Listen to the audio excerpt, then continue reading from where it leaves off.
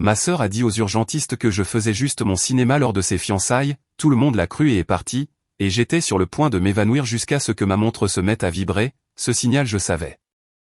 Je savais, dès que je suis sorti de la voiture, que ce week-end ne concernait pas la famille, mais les apparences. La maison ressemblait à quelque chose tiré d'un magazine immobilier, des murs de pierre blanche et de verre. Un service de voiturier aligné comme pour un gala de charité plutôt que pour des fiançailles, car Vanessa avait toujours le don de transformer les événements de la vie en spectacle, et ce soir, elle était la star. J'ai ajusté le revers de ma veste et vérifié ma montre par habitude, l'affichage biométrique de mon pouls était stable à mon poignet, mon rythme cardiaque normal, mon oxygène fin, tout était sous contrôle, c'est comme ça que je l'aimais, Valérie. La voix de ma mère a traversé la musique avant même que j'atteigne les marches de l'entrée. Diane Vance, parfaitement coiffée comme toujours, m'a fait une bise comme à une connaissance lointaine plutôt qu'à sa fille. Tu es venu, nous n'étions pas sûrs avec ton emploi du temps. Traduction. Il ne s'attendait pas à ce que je compte suffisamment pour me présenter. J'ai obtenu une permission, ai-je dit, une courte fenêtre. Elle a hoché la tête comme si cela confirmait quelque chose qu'elle croyait déjà à mon sujet. Nous allons essayer de nous détendre ce soir, pas de discussion professionnelle, c'est le moment de Vanessa. Bien sûr que ça l'était. À l'intérieur, l'endroit était déjà bondé, des verres en cristal, du jazz doux, des gens qui riaient un peu trop fort. J'ai immédiatement reconnu le type, investisseurs, arrivistes sociaux, des gens qui serraient des mains pour vivre et appelaient ça le succès. Et juste au centre de tout cela se tenait Vanessa, robe parfaite, sourire parfait, posture parfaite, comme si elle avait répété ce moment toute sa vie. Elle m'a repéré en quelques secondes. Bien sûr, Vanessa ne ratait jamais rien qui pourrait rivaliser avec son éclairage. Eh bien, regardez qui a décidé de se montrer, a-t-elle dit assez fort pour que les gens autour d'elle l'entendent, ma petite sœur, le fantôme du gouvernement. C'était ça, la blague qu'elle utilisait toujours quand elle ne comprenait pas ce que je faisais. Toujours à faire ce que tu fais, a ajouté Doric, se plaçant à côté d'elle, me donnant ce sourire poli qui n'atteignait jamais ses yeux. Toujours à le faire mieux que toi, ai-je dit, prenant un verre d'eau sur un plateau au lieu du champagne qui circulait. Il a gloussé comme si c'était drôle, Vanessa non. Ses yeux sont tombés sur mon poignet. Tu portes toujours cette chose, a-t-elle demandé. Mon Dieu, ça ressemble à quelque chose que tu as acheté dans une station-service. Ça fonctionne, ai-je dit. Ce n'est pas vraiment le propos, n'est-ce pas, a-t-elle répliqué, souriant à nouveau à son public. Je n'ai pas répondu, je n'en avais pas besoin. Je suis resté environ 20 minutes avant que le bruit ne commence à m'affecter, non pas à cause de la fête, mais à cause de mon état. La mission à l'étranger m'avait laissé avec une complication dont je ne parlais pas, le genre qui venait avec un protocole médical. Un timing strict et aucune marge d'erreur. J'ai vérifié l'heure à nouveau, pile à l'heure. Je dois prendre mes médicaments, ai-je dit doucement, surtout à moi-même, et me suis éloigné de la foule. Le couloir à l'étage était silencieux. Finalement, j'ai fouillé dans mon sac, sorti la petite trousse militaire et l'ai ouverte. À l'intérieur se trouvaient les comprimés dont j'avais besoin, dosage précis, approvisionnement contrôlé, pas de substitution. Je ne me suis pas précipité, je ne me suis jamais précipité pour cela. J'ai versé un verre d'eau du bar du couloir, pris les pilules et me suis appuyé contre le mur une seconde, laissant le rythme de ma respiration se stabiliser. Puis, quelque chose n'allait pas. Au début, c'était subtil, une légère lourdeur derrière mes yeux, un retard dans mon temps de réaction, cela n'était pas censé arriver. Je me suis détaché du mur et ai fait un pas en avant, ma vision a ralenti. C'est là que j'ai su que ce n'était pas mes médicaments, mon estomac s'est noué avant que mon corps ne le fasse. J'ai essayé de me stabiliser, mais mes jambes ne coopéraient pas, mes mains étaient engourdies comme si elles n'étaient plus connectées à moi. Pas juste, ai-je marmonné, j'ai de nouveau cherché mon sac, tâtonnant, essayant de vérifier l'étiquette, mauvais emballage, mauvaise pilule, quelqu'un les avait échangés. Ma poitrine s'est serrée rapidement, trop rapidement, respirer est devenu un travail, puis un problème. J'ai chancelé dans le couloir, me cramponnant au mur, essayant de rester debout, mon rythme cardiaque a augmenté, puis a chuté, puis a augmenté de nouveau d'une manière qui n'avait aucun sens. Ce n'était pas seulement de la sédation, il y avait autre chose dedans. Quelque chose qui ne se mélangeait pas avec mon état. Mes genoux ont touché le sol avant que je puisse retourner aux escaliers, l'impact n'a presque pas été enregistré, j'étais concentré sur une chose, l'air, je ne pouvais pas en avoir assez, mes poumons semblaient se refermer sur eux-mêmes, ma gorge s'est serrée. Mes doigts se sont recroquevillés de manière incontrôlable, un spasme m'a frappé, aigu et violent, tirant mon corps sur le côté. J'ai entendu des pas, des voix, Valérie, la voix de mon père, lointaine mais reconnaissable.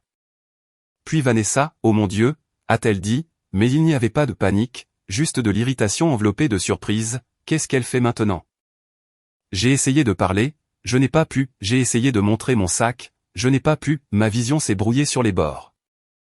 Elle a besoin d'aide, a dit mon père, mais même cela semblait incertain.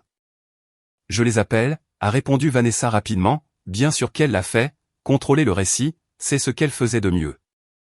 J'ai senti des mains près de moi, mais personne ne m'a réellement touché, comme si j'étais quelque chose avec quoi il ne voulait pas s'impliquer. Le temps a commencé à filer, les secondes se sont étirées. La chose suivante que j'ai entendue fut la porte d'entrée s'ouvrir en bas, suivie de pas rapides, des urgentistes, bien, un soulagement m'a frappé pendant une demi-seconde, puis il a disparu. Où est-elle? A demandé une voix masculine, calme, professionnelle. Ici, a crié Vanessa. Des pas se sont approchés, de l'équipement a bougé, le son d'un sac s'ouvrant.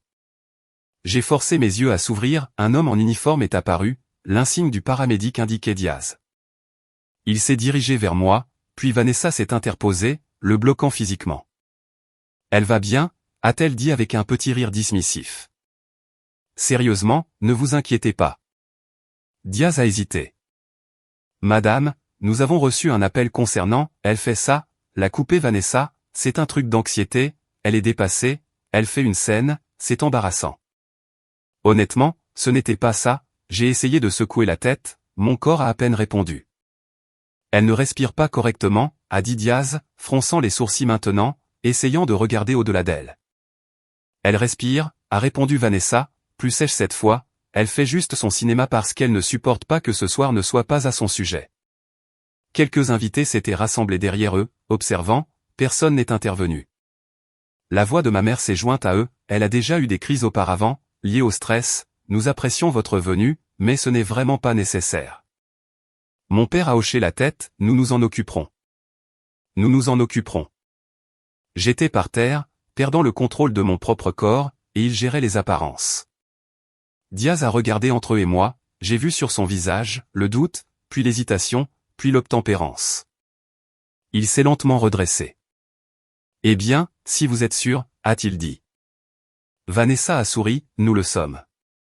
Il a refermé son sac, le son a frappé plus fort que tout le reste, final. J'ai essayé une dernière fois de bouger, d'atteindre, de dire quelque chose, rien n'a fonctionné, ma vision s'est rétrécie en tunnel, les bords sont devenus noirs en premier, la dernière chose que j'ai vue clairement fut Vanessa reculant. Satisfaite alors que les urgentistes se tournaient vers la porte, comme si c'était juste un autre inconvénient qu'elle avait réussi à éliminer. Avez-vous déjà été dans une pièce pleine de gens qui ont décidé que votre vie ne valait pas la peine d'interrompre leur soirée? La porte s'est refermée et tout est devenu noir. Puis, quelque part au loin, je l'ai entendu, un son aigu et régulier, bip bip bip. Le son n'a pas cessé, bip bip bip, il a traversé l'obscurité comme quelque chose de mécanique refusant de me laisser disparaître. Je ne pouvais rien voir au début, juste une pression, une lourde pression écrasante sur ma poitrine comme si quelqu'un avait laissé tomber un poids sur moi et était parti, l'air entrait par de faibles inspirations, pas assez, jamais assez. J'ai essayé d'inhaler plus profondément, ma gorge s'est resserrée encore plus, mauvais mouvement, la douleur a traversé ma poitrine, vive et immédiate, mon corps a réagi comme si je venais de commettre une erreur critique, ce qui techniquement était le cas. Ne pas lutter, c'était la première règle qu'ils nous avaient inculquée, quand l'oxygène est compromis, la panique aggrave les choses, toujours. Je me suis forcé à arrêter de lutter, à compter, 1, 2, 3. Ma vision est revenue par fragments, pas claire, juste assez pour comprendre où j'étais, même couloir, même sol, même silence. Il m'avait laissé là, bien sûr qu'il l'avait fait. J'ai essayé de rouler sur le côté, cela a demandé plus d'efforts que cela n'aurait dû, mes membres semblaient appartenir à quelqu'un d'autre, lent, lourd, peu fiable. Un autre spasme m'a frappé, mes doigts se sont serrés contre le plancher en bois, les ongles raclant juste assez pour sentir quelque chose de réel. Rester consciente, c'était la limite, si je m'évanouissais, c'était fini, personne ne reviendrait, personne ne croyait même que quelque chose n'allait pas. J'ai dégluti, ou du moins j'ai essayé, ma gorge coopérant à peine. Penser, pas émotionnellement, logiquement, qu'ai-je ? Mon sac était hors de portée, trop loin, je pouvais le voir à quelques pas, mais il aurait pu être à l'autre bout de la pièce. Pas d'injecteur, pas de médicaments de secours, pas de téléphone à la main. Puis je l'ai senti, le poids à mon poignet, ma montre, la montre bon marché et l'aide de Vanessa, j'ai presque ri, mais cela aurait été une terrible idée. L'appareil n'était pas juste une montre, c'était un matériel biométrique militaire lié à un réseau sécurisé, rythme cardiaque, niveau d'oxygène, signaux neurologiques, tout était diffusé en temps réel, et plus important encore, il avait un dépassement manuel. J'ai traîné mon bras plus près de mon corps, le mouvement m'a coûté plus d'énergie que je ne voulais l'admettre, ma vision s'est brouillée de nouveau. Tiens bon. J'ai tourné mon poignet juste assez pour amener le bord du boîtier sous mon pouce, l'interface n'était pas tactile, elle était basée sur la pression, conçue pour des situations exactement comme celle-ci, faible visibilité, mobilité limitée, risque élevé, aucune marge d'erreur.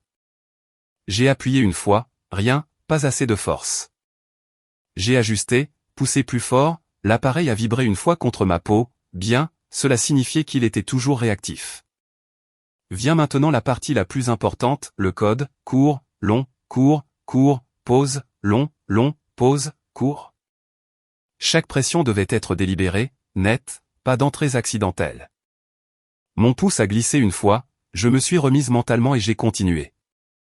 Ce n'était pas juste un signal de détresse, c'était une habilitation prioritaire, un drapeau qui disait que celui qui portait cet appareil n'était pas seulement en difficulté, il détenait quelque chose qui valait la peine de mobiliser des ressources.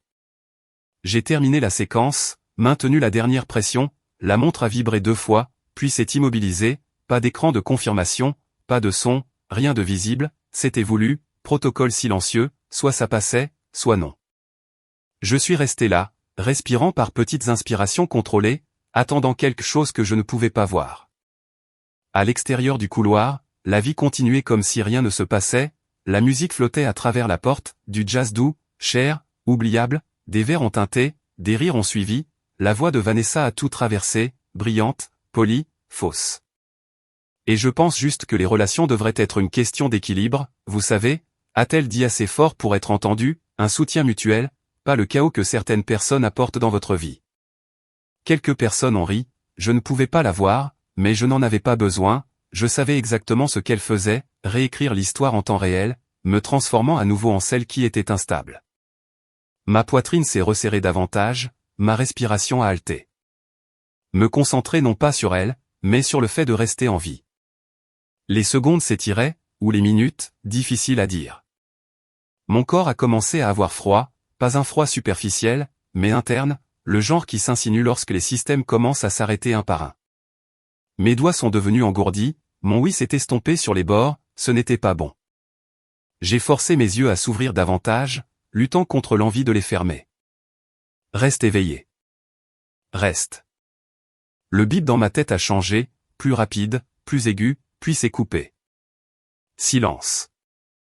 Pendant une demi-seconde, tout s'est arrêté. Puis, quelque part au loin, autre chose a commencé, à 600 mètres. Je n'étais pas là pour le voir, mais je savais exactement à quoi cela ressemblerait, un étage d'opération sécurisé, éclairage tamisé, des écrans partout, calme, jusqu'à ce que cela ne le soit plus.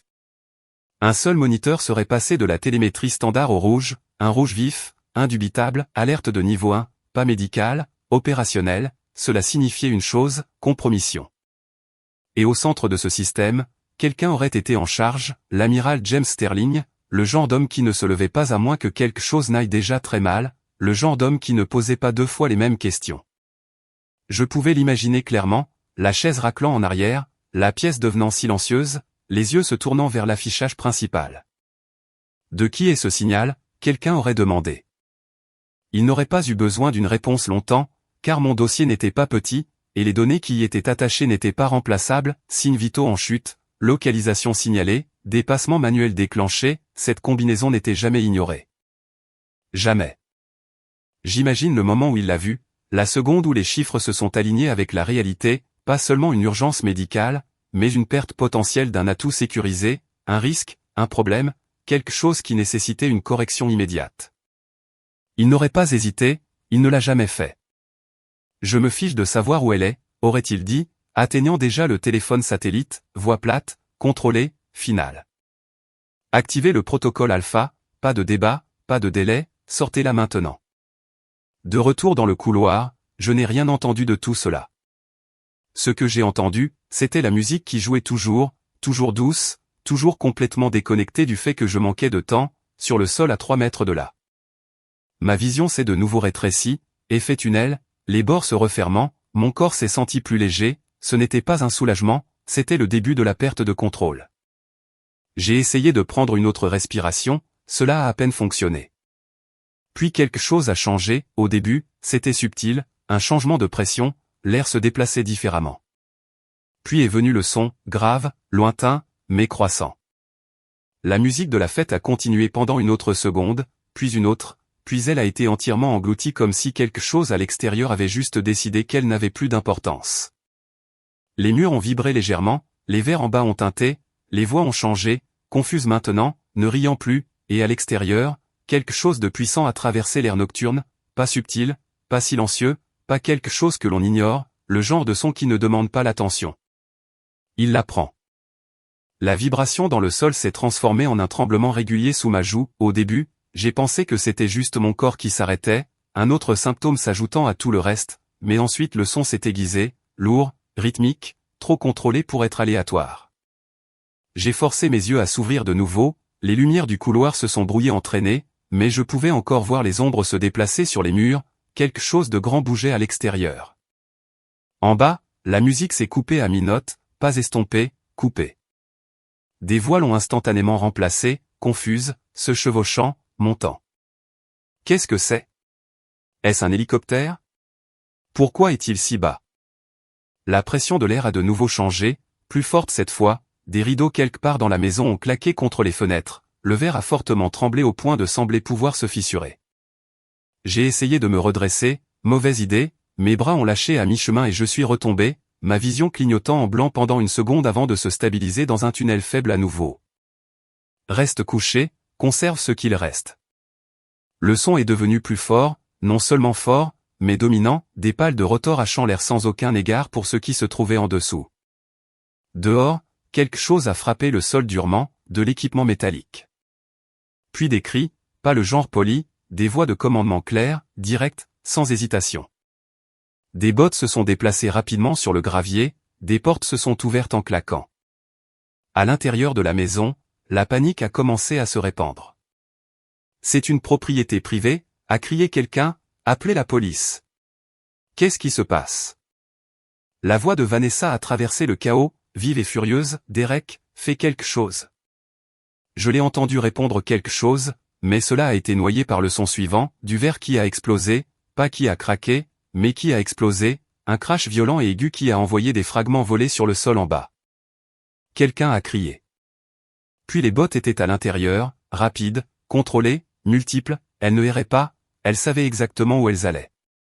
J'ai senti le changement avant de le voir, la porte au bout du couloir s'est ouverte en claquant si fort qu'elle a heurté le mur, la lumière a inondé, des silhouettes se sont déplacées à travers, uniformes sombres, équipement tactique, mouvements précis, pas locaux, pas confus, concentrés. L'un d'eux m'a regardé droit dans les yeux, cible localisée, a-t-il crié. Cible. Ce mot a tout traversé. Une autre silhouette s'est agenouillée à côté de moi immédiatement, ouvrant déjà une trousse médicale. Vito, a demandé quelqu'un d'autre. Critique, a répondu le premier. Nous sommes en retard. Sans blague. Les mains se sont déplacées rapidement, vérifiant les voies respiratoires, le pouls, la réponse, professionnelle, efficace, aucun mouvement inutile. Reste avec moi, a dit le médecin, sa voix plus basse maintenant, dirigée vers moi. J'ai essayé de me concentrer sur lui, sans réussir à me fixer. Derrière eux, d'autres voix ont rempli le couloir. Qu'est-ce que c'est que ça, a crié mon père, sa voix tremblante de colère au lieu de peur. Vous ne pouvez pas juste entrer par effraction chez moi. Vanessa était juste derrière lui, c'est illégal, j'appelle la police tout de suite. L'un des officiers ne s'est même pas retourné. Faites-le, a-t-il dit platement. Ce n'était pas la réaction qu'elle attendait. Derrick s'est avancé ensuite, vous devez partir maintenant. C'était une erreur. L'un des opérateurs a bougé sans avertissement, l'attrapant par l'épaule et le poussant en arrière si fort qu'il a trébuché contre le mur. Écartez-vous, a-t-il dit, sans élever la voix, pas d'argument, pas d'explication, juste un fait. Derrick n'a pas réessayé. Derrière eux, j'ai aperçu un autre visage se frayant un chemin à travers la foule, le paramédic Diaz. Il avait l'air d'avoir été ramené contre sa volonté, la confusion peinte sur son visage. J'étais juste ici, a-t-il dit, regardant entre moi et l'équipe qui m'entourait maintenant. Elle était-elle mourait. L'officier en chef l'a coupé. Diaz a hésité. Sa famille a dit, je me fiche de ce que sa famille a dit. Le silence s'est fait. L'officier s'est finalement tourné juste assez pour que tout le monde dans le couloir puisse voir son visage, froid, contrôlé, ayant fini d'expliquer. C'est un officier de renseignement de la marine des États-Unis, a-t-il dit. Vous venez de vous éloigner d'un atout fédéral en détresse médicale. Personne n'a parlé. Reculez, a-t-il ajouté. Diaz a reculé, tout le monde aussi, même Vanessa. Pour la première fois cette nuit-là, elle n'avait pas de réplique prête. Le médecin à côté de moi agit plus vite maintenant, masque à oxygène, injection, appareil de surveillance clipsé en quelques secondes. Allez, a-t-il dit à voix basse. Reste avec moi. Ma poitrine s'est relâchée juste assez pour que je puisse prendre une respiration légèrement plus profonde, la douleur est venue avec. Bonne, la douleur signifiait que j'étais toujours là. Colis prêt, a crié quelqu'un. Des mains se sont déplacées sous moi, me soulevant sur une civière avec une coordination habituelle, le mouvement a envoyé une autre vague de vertige à travers moi, mais je ne me suis pas évanoui, pas encore. Alors qu'il me transportait dans le couloir, j'ai aperçu des fragments de ce qui restait derrière, ma mère figée, mon père sans voix, Derrick pressé contre le mur essayant de se faire plus petit, et Vanessa debout au centre de tout, robe parfaite, cheveux parfaits, sans contrôle. Ses yeux se sont posés sur les miens pendant une demi-seconde, pas de sourire cette fois, juste de la confusion et autre chose, de la peur. Bien. Ils se sont déplacés rapidement à travers la maison, passant le verre brisé et les décorations renversées, vers l'air libre. La nuit m'a frappé, froide et vive. Au-dessus de nous, l'hélicoptère planait bas, noir et sans marquage, ses rotors déchirant l'air comme s'il devait de l'argent à quelqu'un. Une corde est tombée du côté, se balançant légèrement dans le courant descendant. Accroché, a crié quelqu'un. La civière s'est verrouillée dans un système de harnais avec un clic métallique net. J'ai senti la lever avant de la comprendre pleinement, vers le haut rapidement, le sol s'est éloigné, la maison a rapetissé sous moi, les lumières, les gens, tout reculant en quelque chose de petit et lointain. Vanessa était encore visible une seconde, juste une silhouette maintenant, toujours debout à regarder, puis elle a disparu. L'intérieur de l'hélicoptère était étroit, bruyant, un chaos contrôlé, des mains ont serré des sangles, ajusté des lignes, vérifié des moniteurs, la tension artérielle se stabilisait, l'oxygène augmentait. Restez avec nous, lieutenant. Je me suis concentré sur le son de ça, lieutenant, passeur, pas problème, pas inconvénient. Quelque chose a bougé dans ma poitrine qui n'avait rien à voir avec les médicaments. Le médecin s'est penché plus près, vous êtes bien, nous vous avons. Je voulais y croire. Ma vision s'est de nouveau brouillée, mais cette fois ce n'était pas la panique qui m'entraînait, c'était quelque chose de plus lourd, contrôlé, géré.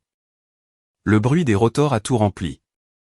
Puis lentement, progressivement, il a commencé à s'estomper en autre chose, régulier, mesuré, constant, bip bip bip. Le chaos a cédé la place à l'ordre, l'obscurité est revenue, mais elle n'était pas vide cette fois, elle avait une structure, elle avait un son, elle avait un contrôle. Et quelque part dans cet espace contrôlé, je savais une chose avec certitude, je ne mourrais plus, et les gens qui avaient essayé de s'assurer que je le fasse venaient de faire la plus grande erreur de leur vie. Le bip régulier m'a ramené avant toute autre chose, constant, contrôlé, prévisible. Cela seul m'a dit que je n'étais plus sur le sol de ce couloir. J'ai ouvert les yeux lentement, plafond blanc, lignes épurées, pas de décoration, pas de bruit filtrant à travers les murs, hôpital, pas n'importe quel hôpital, militaire. Je ne me suis pas levé tout de suite, j'ai plutôt fait un rapide contrôle interne, respiration assistée mais stable, membres réactifs, vision légèrement retardée mais fonctionnelle, douleur contenue, bien.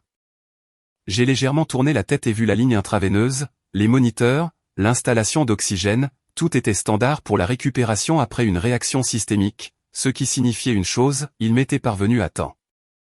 Ne vous asseyez pas encore, la voix était calme, contrôlée, familière d'une manière qui ne venait pas de ma famille. J'ai déplacé mes yeux vers la droite, l'amiral James Sterling se tenait à côté de mon lit comme s'il avait été là tout le temps, pas pressé, pas distrait, juste observant. Vous êtes à Walter Reed, a-t-il dit. Vous avez été inconsciente pendant 14 heures. 14 ? J'ai traité cela rapidement, assez longtemps pour que des dommages se produisent, assez court pour qu'une intervention compte. Je ne suis pas morte, ai-je dit, ma voix rauque mais stable. Il n'a pas souri. Non, vous ne l'avez pas fait. Il y a eu une brève pause, pas gênante, mesurée. Vous avez déclenché un dépassement manuel de niveau 1, a-t-il continué, ce n'est pas quelque chose que les gens font par accident. Je ne fais pas d'erreur comme ça, ai-je dit. Je suis conscient. Il a tendu la main vers la chaise à côté de lui et a pris un dossier, pas un dossier ordinaire, noir, scellé, sans marquage à l'extérieur. Il l'a placé sur le plateau devant moi. Pendant que vous étiez inconsciente, a-t-il dit, le service d'enquête criminelle navale a effectué une vérification complète sur chaque appareil connecté à la propriété de votre famille, téléphone, ordinateur portable, sauvegarde cloud, point d'accès financier, efficace, attendu. Vous avez été empoisonné, a-t-il ajouté comme s'il annonçait la météo. Je m'en doutais, ai-je dit. Ce n'était pas de l'anxiété, a-t-il dit platement. Non, ai-je répondu, ce ne l'était pas. Il a hoché la tête une fois, puis a tapoté le dossier. Ouvrez-le. Je n'ai pas hésité. À l'intérieur se trouvaient des rapports imprimés, des registres financiers, des journaux de communication, des historiques de transactions, propres, organisés, brutaux. J'ai feuilleté les premières pages, nom, date, montant. Puis j'ai vu le dossier de Dorerick, j'ai ralenti, 2 millions de dollars, dettes impayées, non pas à une banque, non pas à une entreprise, mais à un syndicat financier qui n'opérait pas dans les limites légales, intérêts élevés, délais courts, historique de recouvrement attaché.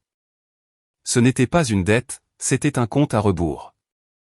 J'ai continué à lire, transfert, tentative ratée, schéma de désespoir, puis Vanessa, son nom lié à de multiples fils de communication, non pas passives, mais actives, coordonnant, négociant, essayant de gagner du temps. Ma mâchoire s'est légèrement serrée, mais je n'ai pas arrêté de lire. Puis j'ai atteint la section qui importait, le fonds fiduciaire, la succession de notre grand-père, 5 millions de dollars, conditions de contrôle structurées. J'ai scanné la clause une fois, puis à nouveau plus lentement, si Valérie Vance est décédée ou déclarée mentalement incompétente, le contrôle total du fonds fiduciaire est transféré à Vanessa Vance. Je n'ai pas réagi immédiatement, j'ai juste lu, laissé cela se calmer. Puis j'ai tourné la page suivante, des projets de procuration médicale, non signés, altérés, préparés, prêts. Ce n'était pas une coïncidence, c'était de la planification. Je me suis légèrement penché en arrière sur le lit. Expliquez-moi, ai-je dit. Sterling n'a pas bougé. Derek est fortement pressé, a-t-il dit. Il n'a pas la liquidité pour couvrir ce qu'il doit. Vanessa intervient, voit le fonds fiduciaire comme la solution. Pas l'excès, ai-je dit. Le contrôle. Exactement. J'ai refermé le dossier à moitié. Elle ne pouvait pas juste le prendre, ai-je continué. Pas sans un déclencheur. Sterling a hoché la tête une fois. Alors elle en crée un. Le silence s'est installé entre nous pendant une seconde, pas lourd, juste précis. Elle échange vos médicaments, a-t-il dit, non pas pour vous tuer immédiatement, cela aurait soulevé des questions, elle avait besoin de quelque chose de plus flexible. Je savais ce qu'il voulait dire, des dommages, pas la mort. Une déficience neurologique, ai-je dit. Oui. J'ai expiré lentement. Si je perds mes fonctions cognitives, je perds le contrôle légal, et elle le gagne. Propre, simple, dégoûtant.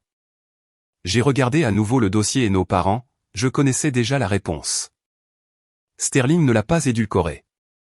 Ils étaient au courant de la dette, a-t-il dit. Ils savaient que Vanessa était en difficulté. Ils n'ont pas demandé comment elle comptait la résoudre. J'ai laissé échapper un léger souffle par le nez. Parce qu'ils ne voulaient pas savoir, ai-je dit, parce qu'ils ont décidé que le résultat importait plus que la méthode. Cela semblait à peu près juste. J'ai fermé le dossier complètement cette fois, je l'ai posé. Mes mains étaient stables, cela m'a surprise plus que tout le reste, pas de tremblement, pas de colère débordante, juste de la clarté. Ils m'ont regardé sur ce sol, ai-je dit, et ont quand même soutenu son histoire. Sterling n'a pas interrompu. Il n'était pas confus, ai-je continué. Ils ont choisi un camp. Oui, a-t-il dit. J'ai hoché la tête une fois, c'était tout ce dont j'avais besoin, pas de déni, pas d'excuse, juste une confirmation.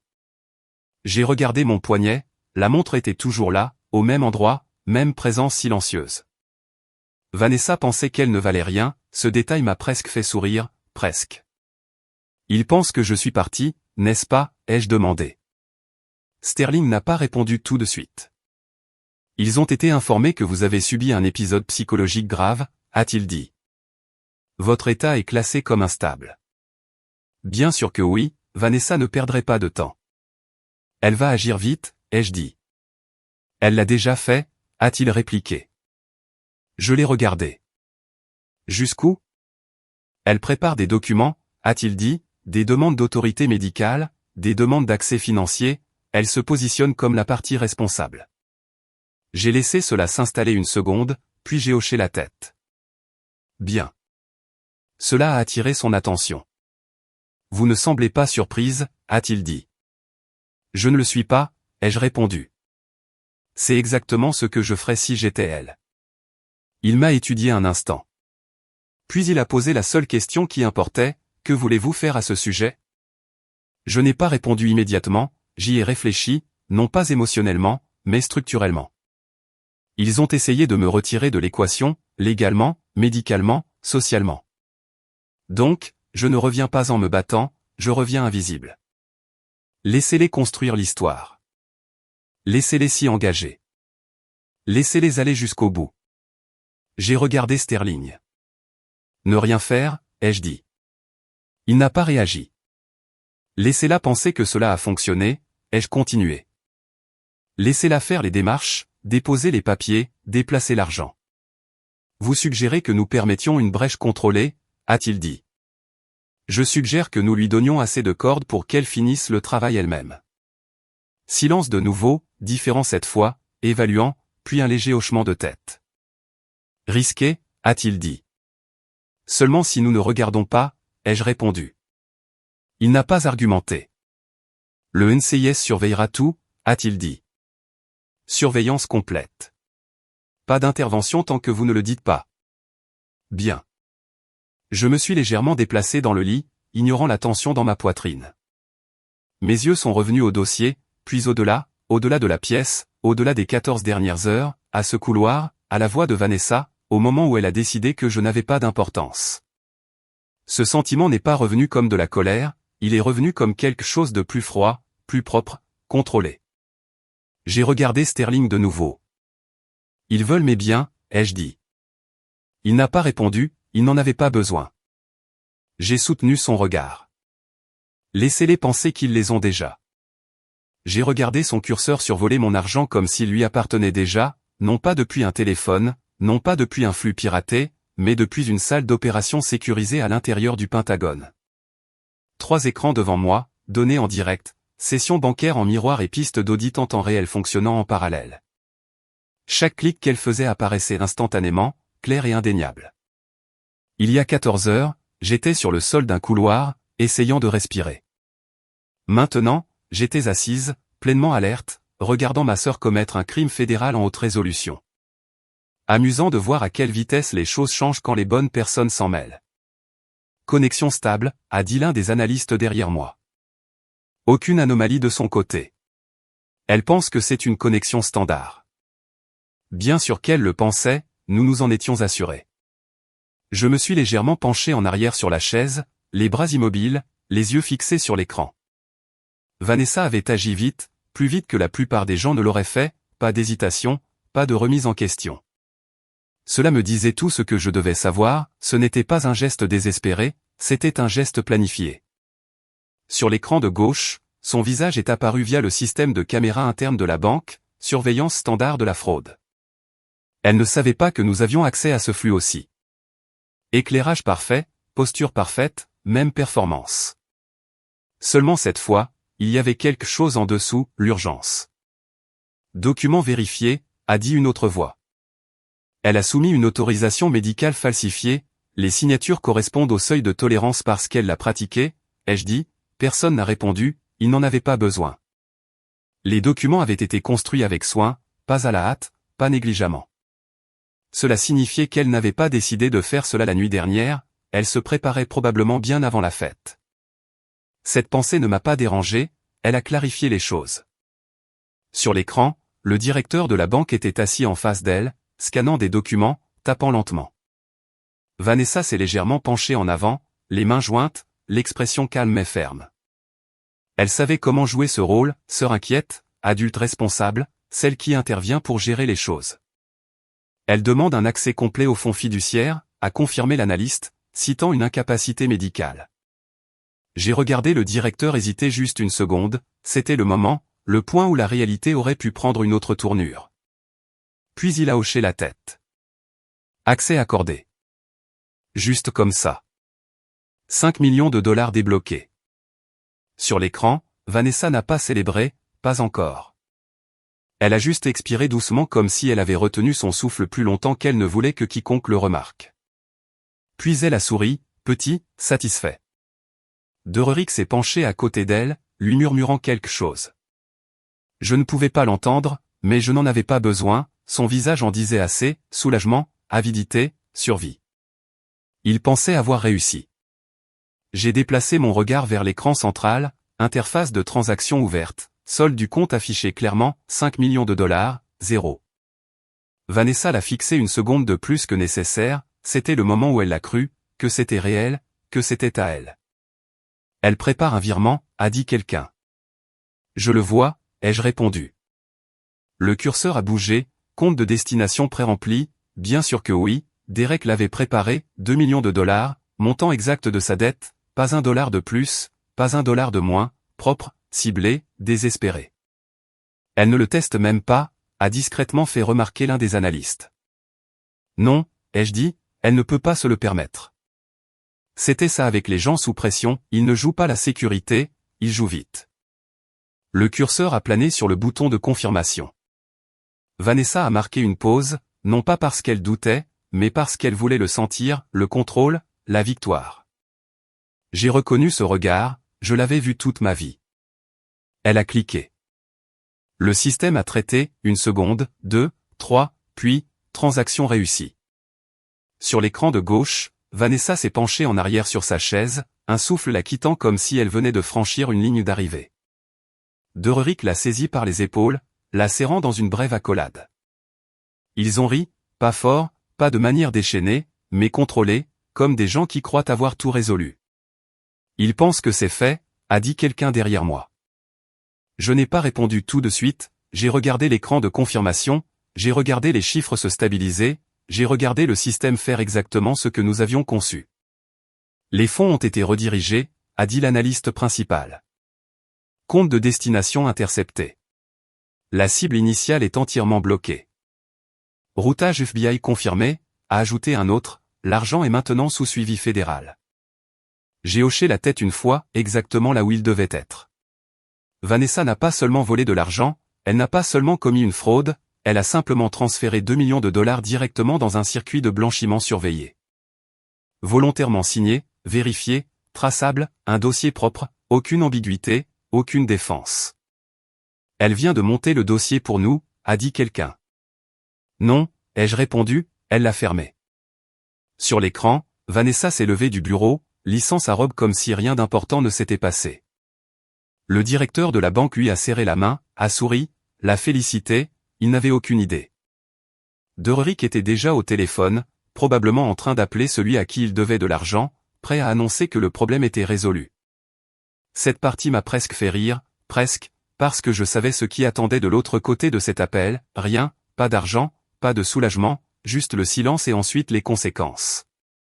Vanessa s'est légèrement tournée vers la caméra en sortant, pendant une brève seconde, son visage s'est parfaitement aligné avec l'objectif, confiant, soulagé, victorieux.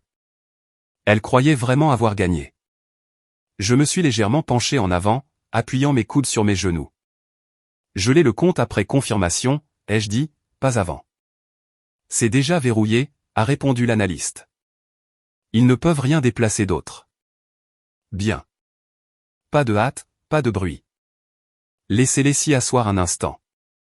Laissez-le paraître réel. Laissez-les construire leur prochaine étape sur une fondation qui n'existe pas. C'est ainsi que l'on fait s'effondrer quelque chose correctement, non pas en l'arrêtant tôt, mais en le laissant tenir juste assez longtemps pour qu'il s'effondre sous son propre poids. Derrière moi, quelqu'un a affiché un flux secondaire, suivi légal, drapeau déjà déclenché, fraude, accès non autorisé, transfert suspect, tout lié proprement, 2 millions de dollars de preuves. Vanessa pensait qu'elle venait d'acheter la liberté de Derrick, ce qu'elle a réellement acheté, c'est l'attention fédérale, et cela ne disparaît pas.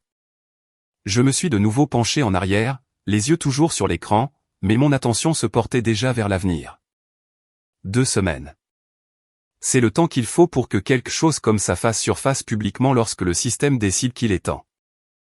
2 semaines pour la paperasse, 2 semaines pour que la pression monte, 2 semaines pour que des gens comme Vanessa se sentent à l'aise, pour qu'ils pensent être en sécurité. Sur l'écran, son image a disparu alors qu'elle sortait de la banque, partie, juste comme ça. Mais la trace qu'elle a laissée, celle-là est restée, permanente, traçable, inévitable. J'ai fermé les yeux un bref instant, non par épuisement, mais par synchronisation, tout était en mouvement maintenant, pas besoin de se précipiter, pas besoin de forcer, ils marchaient déjà exactement là où j'avais besoin qu'ils aillent. Et quelque part au loin, avant même que cela n'arrive, je pouvais presque l'entendre, un son net et contrôlé traversant le bruit, le marteau d'un juge s'abattant fortement, pile à l'heure. La première fois que je l'ai vue pleurer sur commande, j'avais 8 ans, elle avait renversé une lampe, m'avait blâmé et avait réussi à avoir l'air si convaincante de souffrance que mes parents m'avaient puni avant même que j'ouvre la bouche. Certaines choses ne changent pas. La salle d'audience sentait le bois poli et les vieux papiers, calme, contrôlé, procédural, le genre d'endroit où les décisions sont prises sans émotion, même lorsque les personnes impliquées s'y noient. Je me tenais juste à l'extérieur des doubles portes, hors de vue, écoutant. La voix de Vanessa portait clairement dans la pièce, douce, tremblante, parfaite. « Je veux juste ce qu'il y a de mieux pour ma sœur », a-t-elle dit, marquant une pause au bon moment comme si elle avait besoin de retenir ses larmes. Elle lutte depuis longtemps, nous tous d'ailleurs. Mais après l'incident, elle a disparu. Nous ne savons même pas où elle est. Ce n'était techniquement pas un mensonge, juste incomplet. Elle n'est pas capable de prendre des décisions par elle-même en ce moment, a ajouté ma mère, son ton lourd de préoccupation étudiée. Nous essayons juste de la protéger, me protéger. Cela m'a presque fait sourire. Le juge a parlé ensuite, une voix plus âgée, mesurée, habituée à filtrer les émotions. Vous demandez une curatelle complète et une autorité financière sur les biens de mademoiselle Valérie Vance. Oui, votre honneur, a dit Vanessa, je pouvais entendre le soulagement sous la performance, jusqu'à ce qu'elle soit de nouveau stable. Stable. Ce mot a beaucoup travaillé pour elle. À l'intérieur, des papiers ont bougé, un stylo a cliqué, les étapes procédurales avançaient, tout était pile à l'heure. J'ai ajusté le revers de mon uniforme blanc une dernière fois, chaque ligne nette, chaque ruban en place, chaque détail exactement là où il devait être, non pas pour eux, mais pour la pièce. La présentation compte, surtout quand on est sur le point de changer tout le récit. À ma gauche, 2 policiers militaires se tenaient prêts, calmes, professionnels, sans poser de questions. Prêt, lieutenant, a demandé l'un d'eux discrètement. J'ai hoché la tête une fois. Allons-y. Les portes se sont ouvertes, ni doucement ni de manière dramatique, juste assez de force pour interrompre.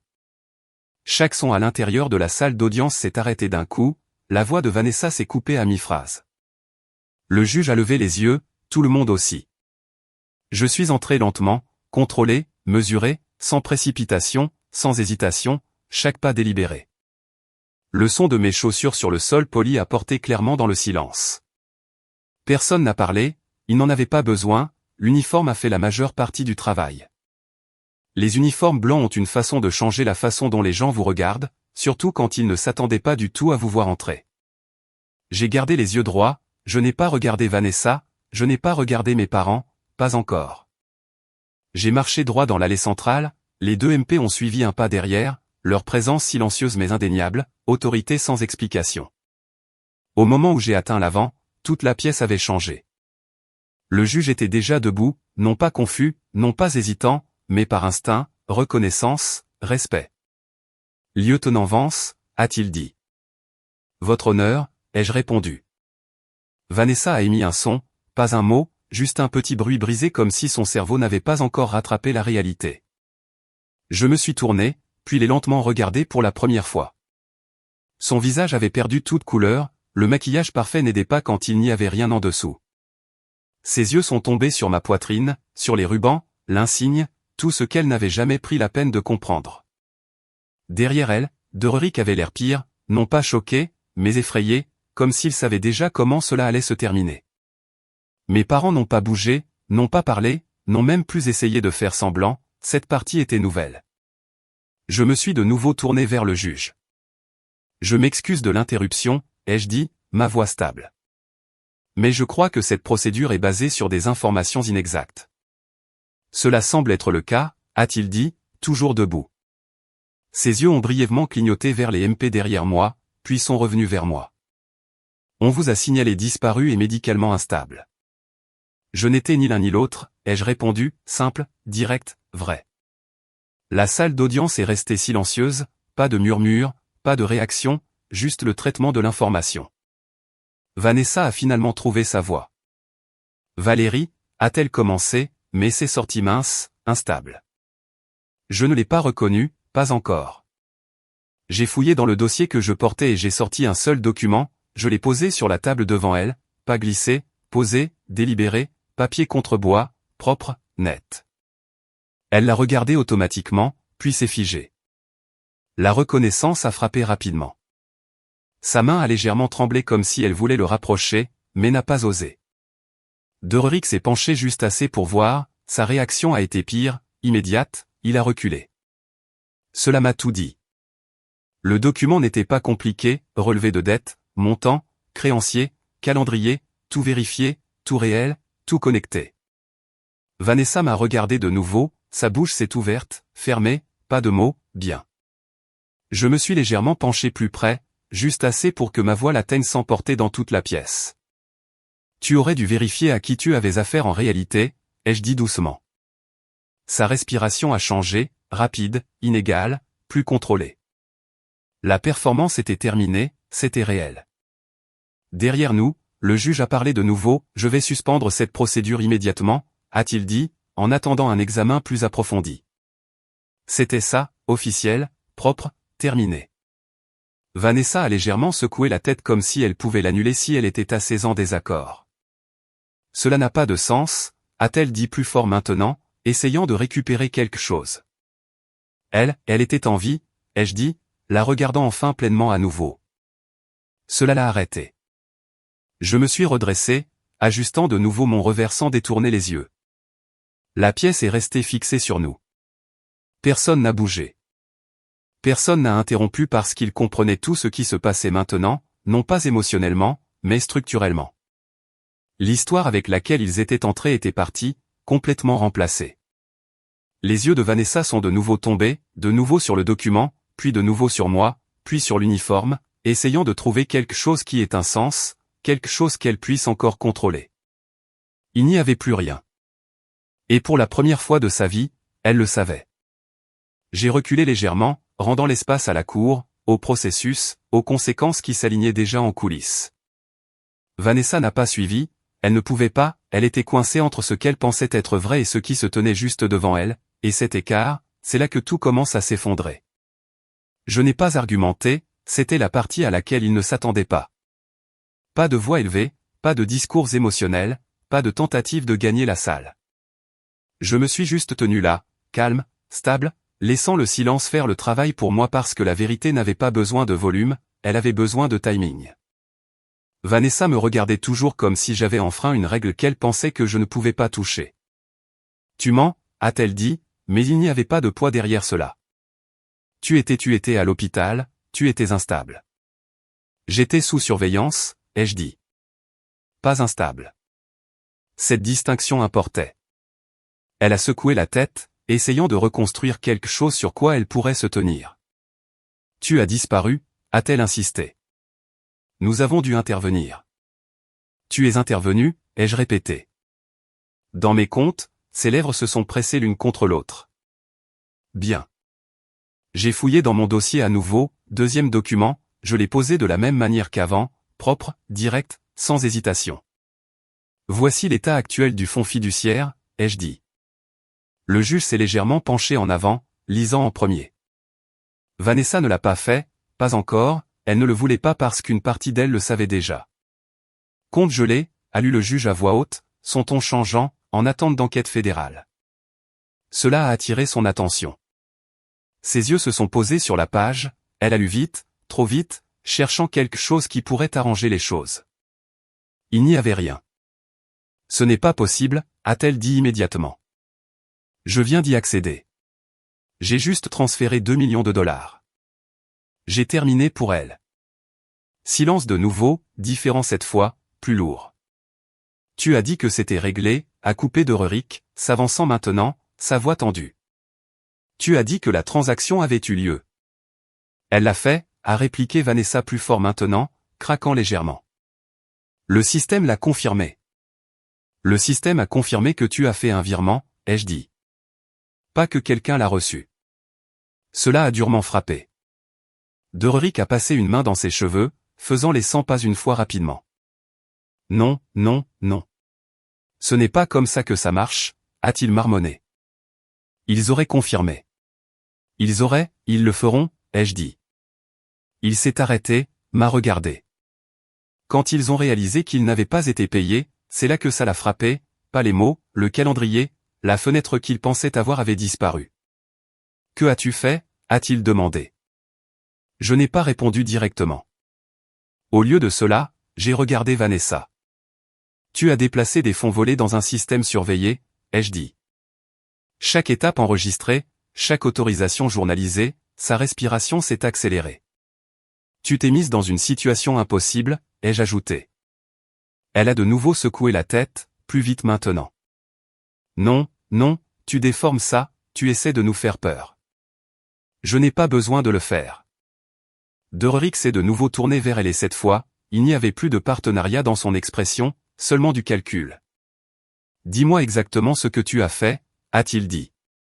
Je t'ai dit, a-t-elle commencé. Non, l'a-t-il coupé, plus sèchement maintenant. Pas la version que tu m'as racontée avant. La vraie. C'était nouveau. Vanessa n'était pas habituée à être questionnée, pas par lui. Surveille ton ton, a-t-elle claqué, l'instinct prenant le dessus. C'était le mauvais mouvement. Parce que Derick ne pensait plus comme un partenaire, il pensait comme quelqu'un qui venait de réaliser qu'il était sur le point de tout perdre. Tu as dit que tu avais le contrôle, a-t-il dit. Tu as dit que c'était légal. J'ai dit que j'avais accès, a-t-elle corrigé. Ce n'est pas la même chose. Leurs voix ont rebondi sur les murs, maintenant plus fortes, plus désordonnées, incontrôlées. Bien. Je suis resté là où j'étais. Je ne suis pas intervenu, je n'ai pas interrompu parce que cette partie, c'était la leur. Tu m'as dit que ça arrangerait les choses, a crié Derick. Et ça l'aurait fait si tu n'avais pas paniqué, a rétorqué Vanessa. Je ne panique pas, a-t-il dit. Je calcule. C'était ça. Le changement était clair, froid, dangereux. Vanessa l'a vu aussi. Tu n'as pas à te retourner contre moi, a-t-elle dit, sa voix baissant. Pas maintenant. Derick a ri une fois, court, vide. Me retourner contre toi, a-t-il répété. Tu m'as entraîné là-dedans, tu avais besoin d'aide, j'avais besoin d'argent, pas d'une affaire fédérale. Le silence a frappé pendant une demi-seconde. Puis il s'est brisé complètement. Derek l'a pointé du doigt, là, au milieu de la salle d'audience. C'était elle, a-t-il crié. Elle a échangé les médicaments de Valérie. Je n'ai rien eu à voir avec ça. Tout s'est arrêté. Pas ralenti, arrêté. Mes parents se sont figés. Le juge n'a pas bougé. Même l'air était différent. Vanessa l'a regardé comme s'il venait de parler une langue qu'elle ne comprenait pas.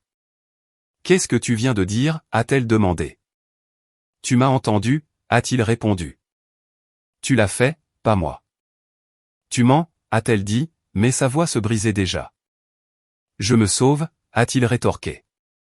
C'était ça. Pas de loyauté, pas d'hésitation, juste la survie. Vanessa a claqué. Le son de la gifle a résonné clairement dans la pièce, net, immédiat. Elle l'a frappé assez fort pour lui faire tourner la tête. Espèce de lâche, a-t-elle hurlé. Tu penses que me jeter sous le bus arrange quoi que ce soit? Ça pourrait, a-t-il dit, se frottant le visage, les yeux déjà détournés d'elle. Ça m'aide certainement. Ce fut le moment. La seconde exacte où tout ce qu'elle avait construit s'est fissuré. Image parfaite, relation parfaite, contrôle parfait. Tout était parti.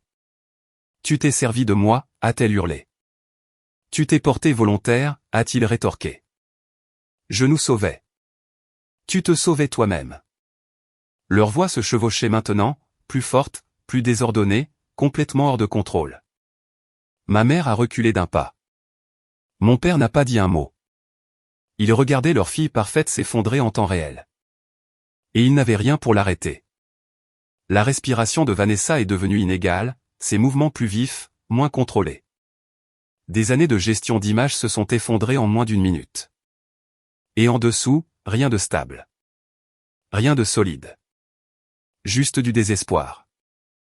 Je n'ai pas bougé, je n'ai pas réagi, j'ai juste regardé parce que ce n'était pas une vengeance, c'était une exposition. Et une fois que les gens vous montrent qui ils sont vraiment, vous ne les interrompez pas, vous les laissez finir. Sa voix s'est de nouveau élevée, plus forte que tout le reste. Tu penses que tu peux t'en sortir, a-t-elle crié à Derek.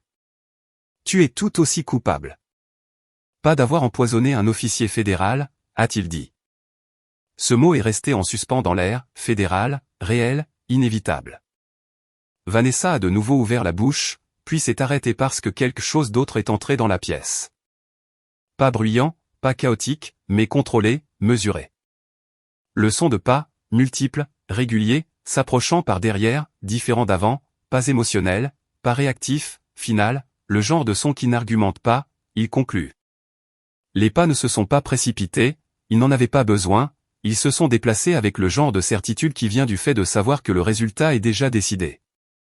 Je ne me suis pas retourné tout de suite, je n'avais pas besoin de le faire. La pièce l'a ressenti avant que quiconque ne le voie. La conversation s'est éteinte à mi-respiration, le mouvement a ralenti. Même la voix de Vanessa, encore vive il y a quelques secondes, s'est coupée comme si quelqu'un avait débranché la prise. Puis les agents sont entrés. Costume sombre, ligne nette, pas d'hésitation. Le FBI juste derrière eux, le NCIS. Pas d'annonce, pas de préparation, juste une présence. Derek a remarqué le premier, bien sûr qu'il l'a fait. Les hommes comme lui reconnaissent toujours les conséquences quand elles franchissent enfin la porte. Sa posture a immédiatement changé, les épaules tombantes, les yeux écarquillés, calculant de nouveau, mais cette fois sans option. Vanessa n'a pas bougé, pas au début. Elle était toujours coincée dans la version de la réalité qu'elle avait construite il y a 5 minutes. Les agents n'ont pas attendu. L'un d'eux s'est avancé, la voix calme, professionnelle. Vanessa Vance, Derek Sterling, vous êtes détenu en attente d'une enquête fédérale. C'était tout. Pas de drame, pas d'explication, juste des faits. Derek a réagi instantanément. C'est un malentendu, a-t-il dit, les mains déjà à moitié levées comme si cela allait aider. Nous n'avons pas, je n'ai pas, l'agent n'a pas répondu. Il a juste tendu la main, a pris le poignet de Derek et l'a retourné proprement, efficacement. Les menottes ont cliqué, final. La voix de Derek a immédiatement baissé. Attendez, attendez, je peux expliquer. Personne ne lui a demandé de le faire. Vanessa n'avait toujours pas bougé. Puis le deuxième agent s'est avancé vers elle. Madame. C'était suffisant. Elle a reculé d'un pas, juste un, comme si la distance pouvait changer quoi que ce soit. Vous ne pouvez pas faire ça, a-t-elle dit, sa voix de nouveau vive, mais plus fine maintenant. Il n'y a pas d'accusation, il n'y a pas, il y en a plusieurs, a répondu l'agent. Elle a regardé le juge, mes parents, moi, cherchant quelqu'un pour arrêter cela. Personne ne l'a fait. Lorsque l'agent a tendu la main vers son poignet, elle a reculé. Ne me touchez pas, a-t-elle claqué. Cela n'a pas duré. Sa résistance a duré exactement 2 secondes. Puis les menottes ont été mises. Le son a résonné plus fort qu'il n'aurait dû, métal contre métal, net, inévitable. C'est là que ma mère a craqué. Attendez, non. Non. Ce n'est pas juste. Diane s'est précipitée en avant, s'accrochant au bord de la table comme si elle avait besoin de quelque chose à quoi se tenir. Il y a eu une erreur. Valérie, dis quelque chose. Je n'ai pas bougé. Elle s'est tournée vers moi pleinement maintenant, la panique remplaçant tout le reste. Valérie, dis-leur, a-t-elle dit, sa voix tremblante. Ta sœur ne le pensait pas. Elle ne te ferait jamais de mal comme ça. J'ai soutenu son regard, je n'ai pas interrompu, je ne l'ai pas corrigée parce qu'elle connaissait déjà la vérité, elle ne voulait juste pas la vivre. C'est ta sœur, a ajouté mon père. S'avançant maintenant, sa voix plus basse, mais tout aussi désespérée. Le sang, c'est le sang, tu ne fais pas ça à ta famille. Cette phrase encore, toujours cette phrase. Seulement quand cela les arrangeait. Tu es un officier, a insisté ma mère, plus rapidement maintenant. Tu as des relations, tu as de l'autorité. Tu peux arranger ça. Arranger ça. J'ai presque souri, non pas parce que c'était drôle, mais parce que c'était prévisible. Valérie, s'il te plaît, a-t-elle dit, s'approchant. Aide-la, c'est ta sœur. J'ai finalement parlé, elle a essayé de me tuer. La pièce est redevenue silencieuse. Pas choquée, pas surprise, juste forcée de s'y asseoir. Ce n'est pas ce qui s'est passé, a dit mon père immédiatement, trop vite. Si, ai-je répliqué. Simple, direct. Aucune émotion nécessaire. Vanessa a éclaté de rire d'un rire brisé. Te tuer, a-t-elle dit, secouant la tête, même avec les menottes. Tu fais toujours ça, tu joues toujours la victime. Je l'ai regardé. Vraiment? Regarde cette fois. Plus de performance, plus de contrôle, juste des dommages. Tu as dit aux urgentistes que je faisais mon cinéma, ai-je dit.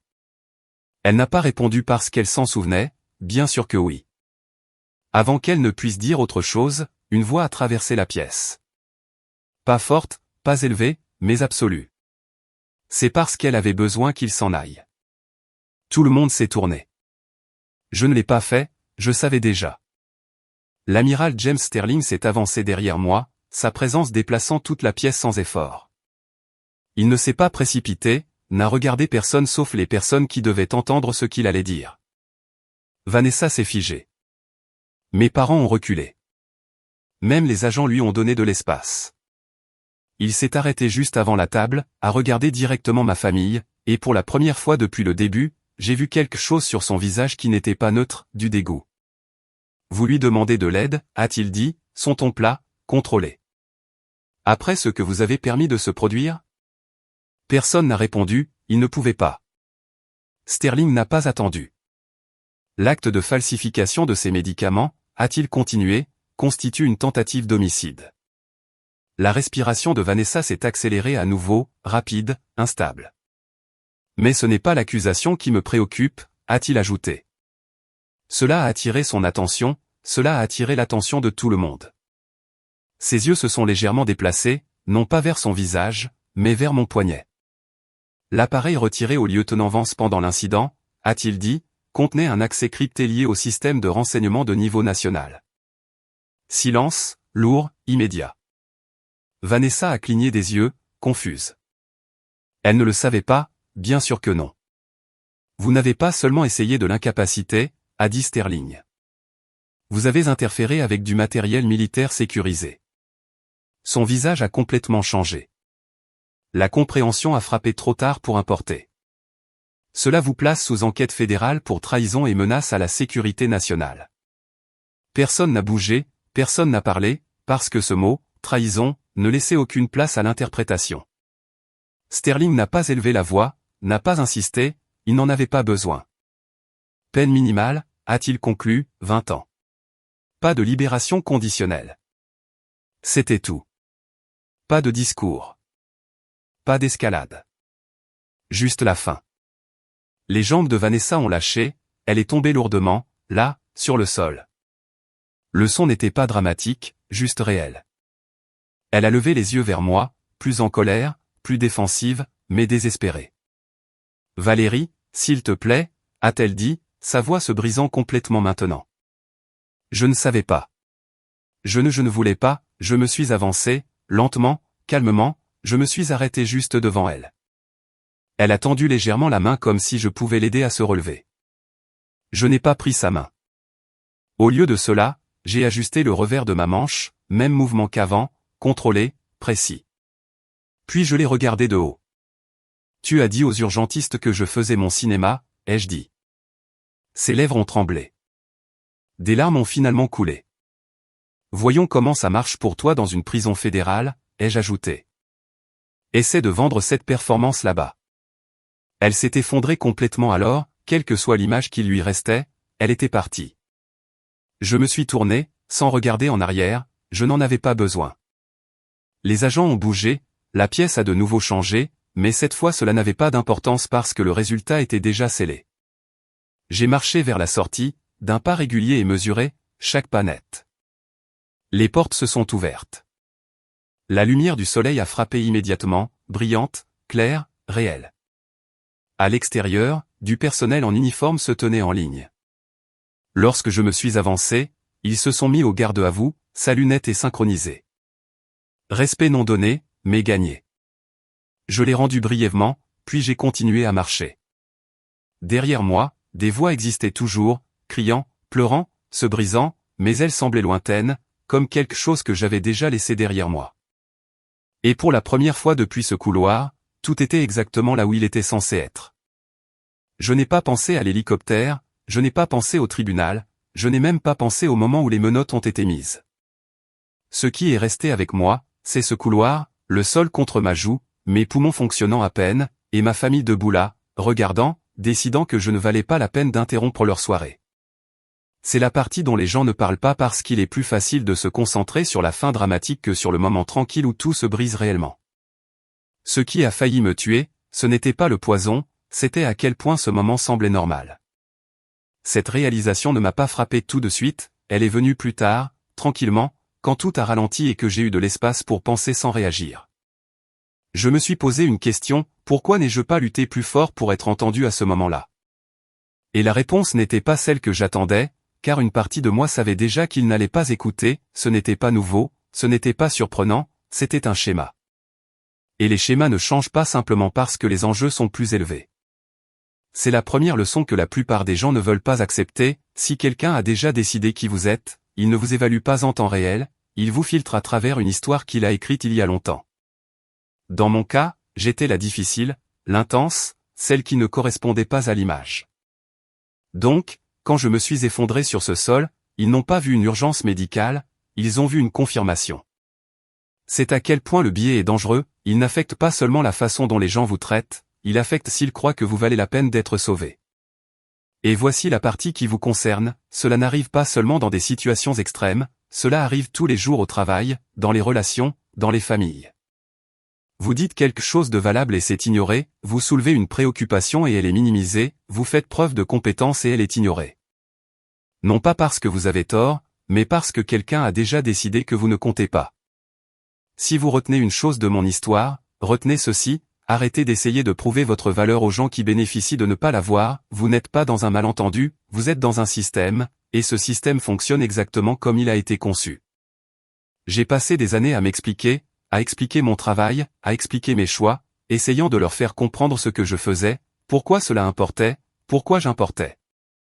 Et à chaque fois, cela semblait être un progrès, parce qu'il hochait la tête, parce qu'il souriait, parce qu'il disait des choses comme « c'est intéressant ». Mais rien n'a changé. Parce qu'ils ne mettaient pas réellement à jour leur vision de moi, ils attendaient juste le prochain moment qui confirmerait ce qu'ils croyaient déjà. C'est le piège. Vous pensez que vous avez une conversation, ils pensent qu'ils collectent des preuves. Voici donc la deuxième leçon, arrêtez de vous expliquer aux gens qui s'engagent à vous mal comprendre, vous n'avez pas besoin de meilleurs mots, vous avez besoin d'un public différent, car le problème n'est pas la clarté, c'est la volonté. Et vous ne contrôlez pas cela. Ce que vous contrôlez, c'est combien de temps vous restez dans cette dynamique. C'est là que les limites entrent en jeu. Et soyons clairs, les limites ne sont pas émotionnelles, elles sont stratégiques. Je n'ai pas mis de vraies limites avec ma famille, pas assez tôt. Je me suis dit que j'étais patiente, que j'étais compréhensive, que je faisais ce qu'il fallait. Ce que je faisais réellement, c'était de leur donner un accès continu à moi sans exiger de responsabilité. Et les gens ne changent pas un comportement qui fonctionne pour eux. Si quelqu'un peut vous ignorer, vous miner, et toujours vous garder dans sa vie, pourquoi arrêterait-il?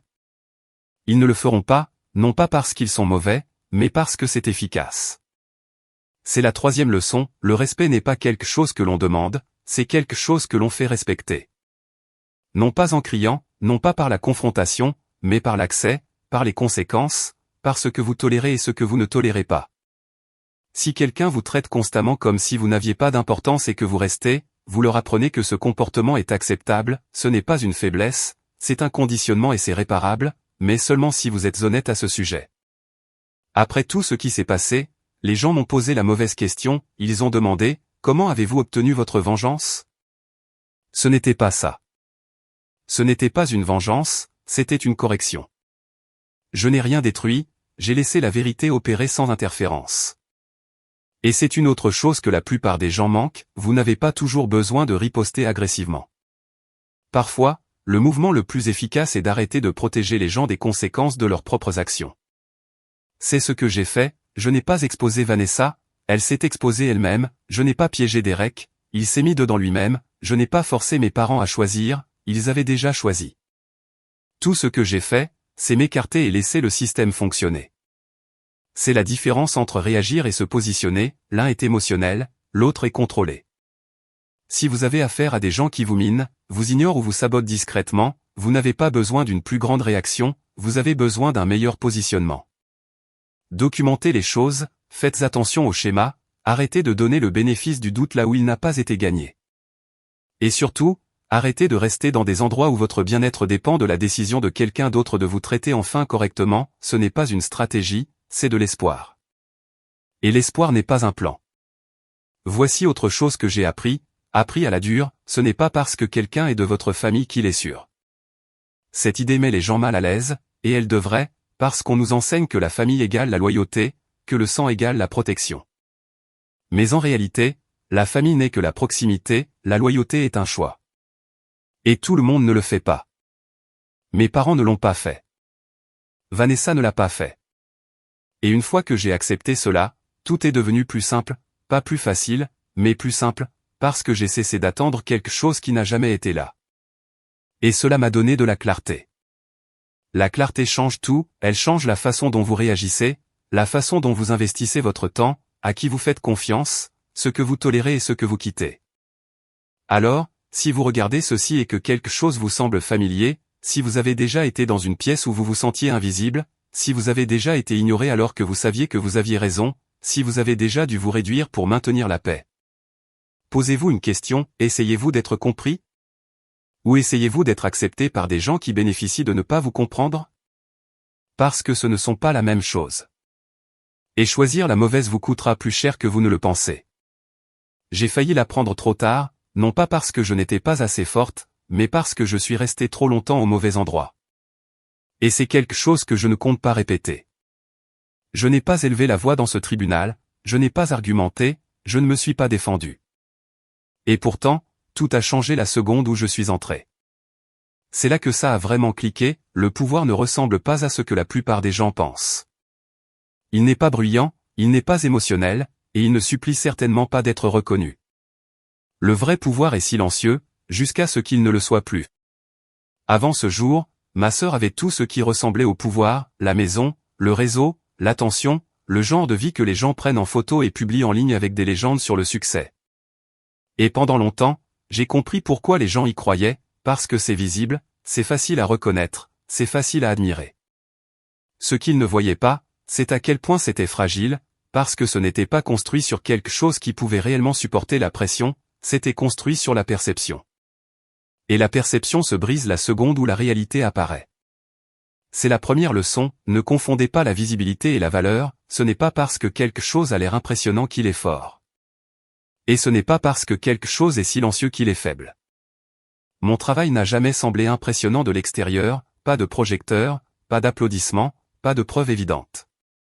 Mais quand quelque chose tournait mal, quand un système était déclenché, quand quelqu'un devait être tiré rapidement d'une situation, c'est là que ça comptait, c'est là que ça se manifestait.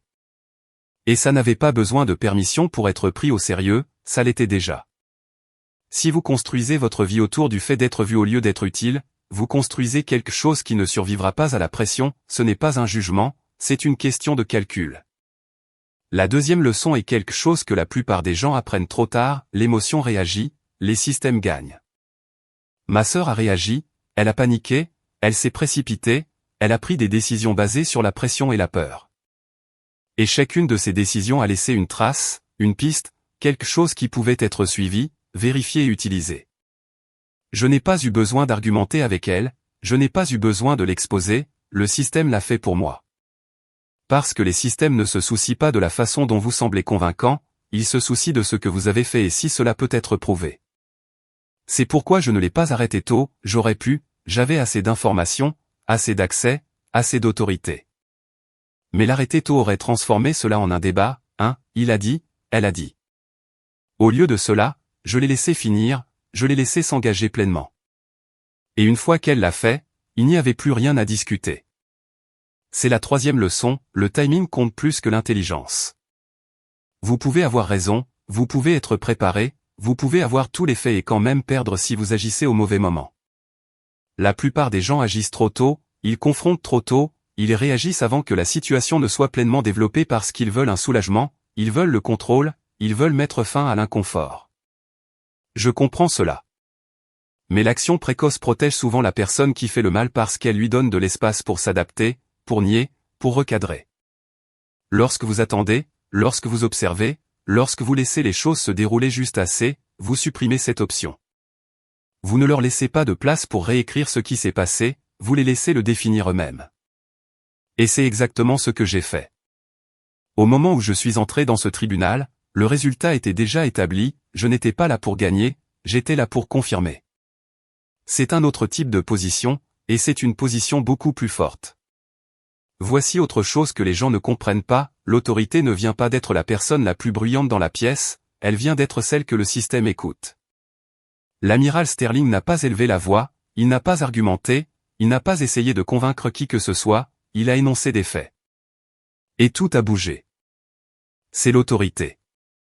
Elle se construit avec le temps par la cohérence, par la compétence, par la confiance. Vous ne l'obtenez pas en exigeant le respect, vous l'obtenez en devenant quelqu'un sur qui le système compte. Et une fois que vous atteignez ce point, vous n'avez pas besoin de vous battre pour votre position, elle est déjà reconnue. Alors si vous avez l'impression que les gens ne vous prennent pas au sérieux, ne vous concentrez pas sur le fait d'être plus bruyant, concentrez-vous sur le fait d'être indéniable. Cela signifie développer des compétences qui comptent, obtenir des résultats qui ne peuvent être ignorés, devenir quelqu'un dont l'absence crée des problèmes. Parce que c'est à cela que ressemble le vrai levier, pas l'attention, pas la popularité, mais la fiabilité, la pertinence, l'impact. C'est ce qui fait bouger les pièces, c'est ce qui change les résultats. Et cela n'arrive pas du jour au lendemain, mais cela arrive si vous êtes cohérent, si vous êtes concentré, si vous arrêtez de chercher la validation et commencez à construire de la valeur. Une dernière chose, le pouvoir ne consiste pas à contrôler les gens, il s'agit de contrôler votre position. Je n'ai pas contrôlé Vanessa, je n'ai pas contrôlé Derek, je n'ai pas contrôlé mes parents. Ce que j'ai contrôlé, c'est où je me tenais quand tout s'est déroulé. Je me suis assuré qu'au moment venu, je ne réagissais pas, j'étais prête. C'est un état d'esprit différent, et cela change tout. Parce que quand vous êtes prêt, vous n'avez pas besoin de vous agiter, vous n'avez pas besoin de paniquer, vous n'avez pas besoin de forcer quoi que ce soit. Vous intervenez simplement et laissez ce que vous avez déjà construit faire son travail. Alors, si vous êtes confronté à une situation où vous vous sentez ignoré, rejeté ou sous-estimé, ne gaspillez pas votre énergie à prouver que les gens ont tort sur le moment, utilisez cette énergie pour construire quelque chose qui rend leur opinion sans importance. Parce qu'au final, les gens ne changent pas d'avis parce que vous avez mieux argumenté, ils changent d'avis parce que la réalité ne leur a laissé aucune autre option. Et quand cela arrive, vous n'aurez pas besoin de dire grand-chose, vous n'aurez pas besoin d'expliquer, vous n'aurez pas besoin de convaincre qui que ce soit. Vous entrerez simplement et tout s'ajustera, silencieusement, immédiatement, complètement. Le plus difficile n'a pas été de les voir se faire arrêter, ce n'a pas été le tribunal, ce n'a même pas été le moment où Vanessa est tombée à genoux, ce fut ce qui est venu après, le silence. Plus de bruit, plus de tension, plus de faux-semblants. Juste de la clarté. Et la clarté peut être plus lourde que le chaos si vous n'y êtes pas habitué, car une fois que vous voyez les choses clairement, vous ne pouvez plus revenir à la façon dont vous les justifiez auparavant. Pendant longtemps, j'ai cru quelque chose que beaucoup de gens croient, que la famille signifie automatiquement la loyauté, que quoi qu'il arrive, il existe un soutien de base sur lequel vous pouvez compter. Cette idée semble bonne, elle semble juste, elle n'est pas toujours vraie non plus. Ma famille ne m'a pas trahi en un seul instant, elle l'a fait au fil du temps, de petites manières, commentaires ignorés, comparaisons subtiles, décisions qui penchaient toujours dans une seule direction. Je l'ai vu, je ne l'ai juste pas étiqueté, parce qu'étiqueter cela m'aurait forcé à agir. Et agir aurait signifié changer quelque chose que je n'étais pas prête à changer. Alors je suis resté, je me suis adapté, j'ai expliqué, j'ai minimisé, je me suis dit que ce n'était pas si grave, qu'il ne le pensait pas, que les choses s'équilibreraient finalement. C'est le piège, non pas la trahison, mais le retard à la reconnaître. Parce que plus vous restez dans une situation qui ne vous respecte pas, plus elle vous semble normale, jusqu'à ce qu'un jour quelque chose d'extrême se produise. Et soudain, tous ces petits moments s'alignent en quelque chose que vous ne pouvez plus ignorer. C'est ce que ce couloir a été pour moi, non pas le début, mais la confirmation. Alors, voici la première chose que vous devez comprendre, la loyauté n'est pas automatique. Elle se gagne et se maintient par un comportement constant. Pas par l'ADN partagé, pas par l'histoire, pas par l'obligation. La constance. Si quelqu'un ne se montre là pour vous que lorsque cela lui convient, ce n'est pas de la loyauté. Si quelqu'un vous soutient publiquement mais vous sape en privé, ce n'est pas de la loyauté. Si quelqu'un s'attend à ce que vous vous sacrifiez pour lui mais ne ferait pas la même chose en retour, ce n'est pas de la loyauté. C'est une transaction, et ce n'est généralement pas en votre faveur. La deuxième leçon est plus difficile, quand les gens vous montrent qui ils sont, croyez-les la première fois. Je ne l'ai pas fait.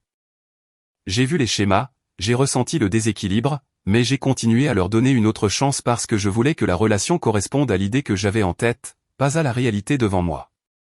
C'est là que la plupart des gens se retrouvent bloqués, non pas dans de mauvaises situations, mais dans des interprétations optimistes de mauvaises situations. Vous réécrivez les choses, vous les expliquez, vous vous concentrez sur les bons moments et ignorez les constants, parce qu'accepter la vérité signifie prendre une décision. Et les décisions viennent avec des conséquences, distance, inconfort, changement. Mais éviter cette décision n'enlève pas le coup, cela ne fait que le retarder et généralement l'aggraver. La troisième leçon est celle avec laquelle les gens luttent le plus, lâcher prise n'est pas une faiblesse, ce n'est pas un échec, ce n'est pas abandonner. C'est choisir de ne pas porter quelque chose qui travaille activement contre vous. Je n'ai pas aidé Vanessa, non pas parce que je ne pouvais pas, mais parce que j'ai compris quelque chose clairement à ce moment-là, elle a pris ses décisions à plusieurs reprises, délibérément, en pleine conscience du risque. Et une fois que quelqu'un franchit une certaine ligne, l'aider ne résout pas la situation, cela renforce le comportement. Ce n'est pas de la compassion, c'est de l'encouragement. Il y a une différence. Et si vous ne la prenez pas, vous continuerez à être entraîné dans des situations qui vous épuisent, vous endommagent et attendent de vous que vous en nettoyiez les conséquences. Vous n'êtes pas responsable de réparer les gens qui ont choisi de faire le mal, surtout quand ils savaient exactement ce qu'ils faisaient. Cela mène à la quatrième leçon, votre vie s'améliore au moment où vous arrêtez de négocier votre valeur. J'avais l'habitude de m'adapter, d'adoucir mon ton, de minimiser mon travail, d'éviter les conflits, tout cela pour maintenir une version de paix qui n'était pas réelle. Parce que la vraie paix ne vous demande pas de vous réduire. Si vous devez devenir plus petit pour maintenir une relation intacte, cette relation est déjà brisée, vous ne faites qu'en maintenir l'apparence. Et les apparences ne vous protègent pas, elles ne vous soutiennent pas, elles ne se manifestent pas quand les choses tournent mal. Ce qui vous protège, c'est l'alignement, des gens qui vous respectent, des environnements où vous n'avez pas à expliquer votre valeur, des situations où votre présence est comprise, non pas remise en question. C'est là que vous devez investir votre temps, non pas en essayant de réparer des endroits qui prouvent constamment qu'ils ne le méritent pas. Alors, voici quelque chose de pratique que vous pouvez emporter avec vous, posez-vous 3 questions sur les gens dans votre vie. Vous respectent-ils quand vous n'êtes pas dans la pièce? Vous soutiennent-ils quand cela leur coûte quelque chose? Avez-vous l'impression de pouvoir être pleinement vous-même sans vous ajuster pour qu'ils soient à l'aise? Si la réponse à la plupart de ces questions est non, vous n'avez pas une relation solide, vous avez une relation de commodité. Et les relations de commodité ne tiennent pas sous la pression. Je l'ai appris dans un couloir. Vous n'avez pas à le faire. La dernière chose que je dirai est la suivante, je n'ai pas perdu ma famille ce jour-là. C'est ainsi que les gens le formulent habituellement, comme si quelque chose m'avait été enlevé. Ce ne fut pas le cas. J'ai vu clairement ce qui était là depuis le début. Et une fois que vous voyez quelque chose clairement, vous ne le perdez pas en vous éloignant, vous choisissez de ne plus le porter. Ce n'est pas une perte, c'est la liberté. Et c'est beaucoup plus silencieux que ce que les gens attendent.